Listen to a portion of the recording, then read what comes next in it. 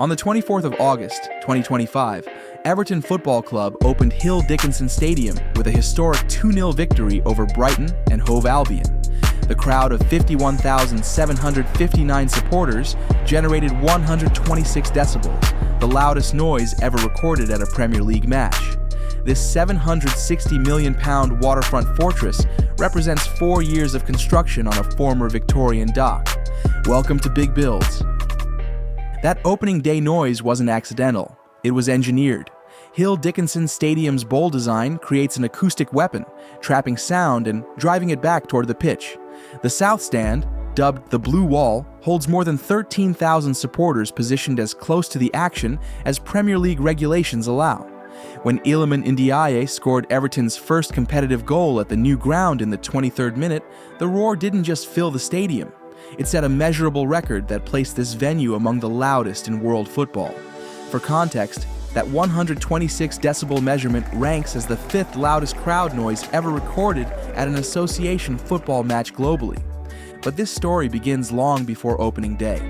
It starts at Bramley Moor Dock, a Grade 2 listed Victorian structure that closed in 1988 following the decline of South Lancashire's coal industry.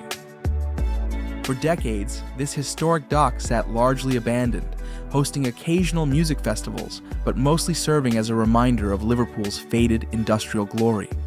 When Everton identified Bramley Moor as their preferred site in 2017, they inherited both an opportunity and a challenge. The opportunity: transform a derelict waterfront into a world-class stadium. The challenge: do it while respecting heritage so significant that UNESCO considered the surrounding area a World Heritage Site. That UNESCO designation became the project's most controversial element. In 2021, Liverpool's maritime mercantile city was removed from the World Heritage List, with UNESCO citing the Bramley Moor development as causing irreversible loss of attributes to the historic waterfront. The heritage body argued that a 52,000-seat stadium would have a completely unacceptable major adverse impact on the authenticity, integrity, and outstanding universal value of the site. Everton countered by committing £55 million to repair, preserve, and restore heritage assets, including the iconic hydraulic tower that once powered dock gates and lifting equipment across the waterfront. This tension between preservation and progress defined the entire construction process. The design by BDP Pattern and MEIS Architects deliberately references Liverpool's industrial past while pushing toward a modern future. The lower level features brick cladding that echoes Scottish architect Archibald Leitch's latticework at Goodison Park, Everton's home since 1892. The upper level contrasts sharply with a futuristic steel and glass structure that catches light off the River Mersey. The height was restricted to respect Liverpool City Council's World Heritage Guidance from 2020, even though that designation was ultimately revoked. Construction began in July 2021 with main contractor Laing O'Rourke leading a project that would take 4 years and generate significant engineering challenges. Building a stadium on a former dock isn't like building on solid ground. The existing dock was filled with reclaimed sand from the River Mersey, creating a stable foundation for the 52,888 capacity venue.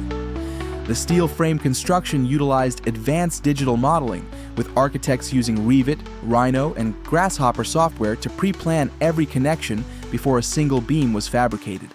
This digital-first approach, similar to advanced construction methods in the NFL, allowed for greater cost certainty on a project where budget overruns could have been catastrophic. The south stand represents the stadium's architectural and atmospheric centerpiece. Holding more than 14,000 home supporters, this single-tier structure draws direct inspiration from Borussia Dortmund's famous yellow wall at the Westfalenstadion. The goal was creating a wall of noise, and based on opening day measurements, the design succeeded spectacularly. Supporters stand closer to the pitch than at virtually any other modern Premier League ground, maximizing the intimidation factor for visiting teams while creating sightlines that put fans right on top of the action. The psychological impact of 13,000 voices concentrated in one continuous stand cannot be overstated. Beyond the south stand, the overall capacity of 52,888 makes Hill Dickinson Stadium the 8th largest in England and 11th largest in Britain. That places it behind giants like Old Trafford and the Tottenham Hotspur Stadium, but ahead of established venues like Anfield and Stamford Bridge. The capacity represents a significant increase from Goodison Park's 39,000, though Everton deliberately avoided going larger. The focus was on creating an intense atmosphere rather than chasing maximum capacity, a philosophy that opening day vindicated. The technology integrated throughout Hill Dickinson Stadium positions it among the Premier League's most advanced venues. The stadium features Amazon's Just Walk Out technology through a system called ThroughPass, allowing supporters to grab food and drinks without waiting in traditional queues. Self-service e-bars use similar technology to speed up beverage service.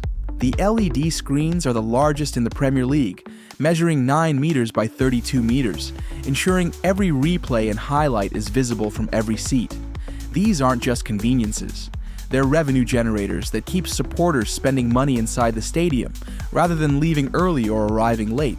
The ALL experience represents Everton's vision for matchday hospitality. Rather than a single premium club, the stadium offers a spectrum of social spaces ranging from casual pubs to fine dining experiences. The club partnered with Seat Unique to offer loge seating, featuring cinema-style chairs with private television monitors for instant replays. This tiered approach to premium seating recognizes that not every supporter wants or can afford the full executive box experience, but many will pay extra for enhanced comfort and amenities. It's a revenue strategy copied from NFL stadiums, where clubs earn more from hospitality than from standard ticket sales. Accessibility and inclusion received unusual attention in the design process. Hill Dickinson Stadium features 279 wheelchair spaces, sensory rooms for supporters who find typical matchday atmospheres overwhelming, faith spaces for multi-religious supporter bases, and gender-neutral facilities. These features make it one of the most accessible stadiums in the UK, reflecting both regulatory requirements and a genuine commitment to ensuring every supporter can fully experience matchday regardless of physical ability or personal needs. The Fan Plaza, positioned to the east of the stadium, spans approximately 2,800 square meters and retains the historic dock walls as part of its design. This space, estimated to be as large as Liverpool's Pierhead, serves as a gathering point before matches and a public space on non-match day events. The plaza celebrates the heritage of Bramley Moor Dock while creating a modern destination that brings year-round activity to a previously abandoned section of Liverpool's waterfront. The north and south orientation of the stadium optimizes crowd circulation, a detail that matters immensely when moving 50,000 supporters in and out safely. The projected economic impact tells the regeneration story in numbers. Everton claims the project will contribute £1.3 billion to the local economy while creating more than 15,000 jobs. These aren't just construction jobs, though hundreds of workers spent 4 years building the venue. They include permanent positions in hospitality, security, retail, and event management, plus indirect employment in surrounding businesses that benefit from increased foot traffic. Whether those projections prove accurate will take years to assess, but the transformation of a derelict dock into a functioning stadium undeniably represents significant urban investment. Transport and logistics presented persistent challenges throughout the test event phase. In February and March 2025, Everton hosted 3 test events to gain necessary safety certificates. The first, featuring the under-18s against Wigan Athletic, drew 10,000 supporters. The second, an under-21 match against Bolton Wanderers, attracted 25,000. Both events exposed serious problems with public transport capacity. Sandhill Station, the nearest rail connection, became dangerously overcrowded. Supporters complained about inadequate train frequency and poor coordination with Liverpool City Council transit authorities. These issues forced urgent improvements before the stadium's official opening, though some supporters still report challenging journeys on match days. The emotional weight of leaving Goodison Park cannot be understated. Everton played at Goodison since 1892, making it one of English football's most historic venues. The decision to leave wasn't taken lightly. Goodison's confined location made expansion impossible, and maintaining an aging structure to modern standards became increasingly expensive. The club consulted nearly 10,000 supporters before confirming the move would happen at the start of the 2025 to 2026 season, rather than midway through 2024, when construction completed. Supporters wanted one final full season at Goodison, a farewell that commercial and logistical concerns ultimately granted. Goodison Park's future provides its own compelling story.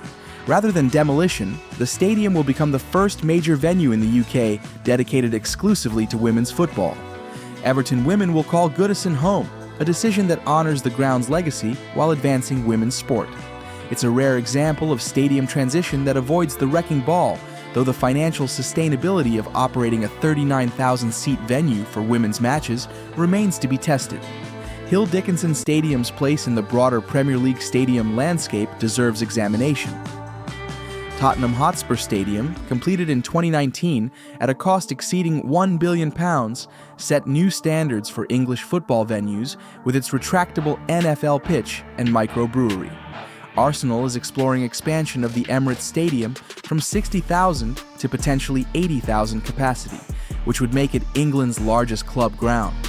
Manchester City's Etihad Stadium is currently undergoing a £300 million expansion of the North Stand, increasing capacity to 61,474. Against this backdrop, Everton's £760 million investment appears substantial but not excessive, particularly given the waterfront location and heritage preservation requirements. The stadium will host matches during UEFA Euro 2028, providing international exposure and generating additional revenue beyond Premier League fixtures. This designation influenced design decisions around capacity, hospitality facilities, and media infrastructure. The ability to host major international tournaments justifies some of the premium features that might otherwise seem excessive for a mid-table Premier League club. Hill Dickinson Stadium represents more than a new home for Everton Football Club. It's a statement about urban regeneration, heritage preservation, and the role of football in community identity. The 126 decibel roar on opening day proved the design works acoustically.